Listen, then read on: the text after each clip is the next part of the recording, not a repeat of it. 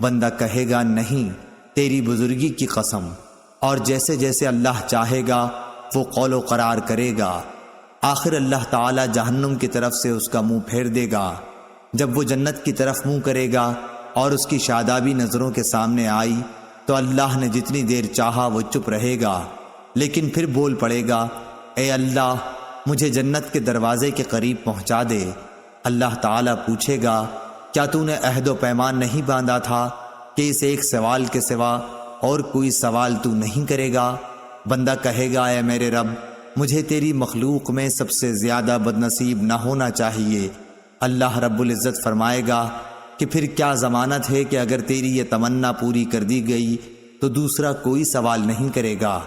بندہ کہے گا، نہیں تیری عزت کی قسم اب دوسرا سوال کوئی تجھ سے نہیں کروں گا۔ چنانچہ اپنے رب سے ہر طرح عہد و پیمان باندھے گا اور جنت کے دروازے تک پہنچا دیا جائے گا۔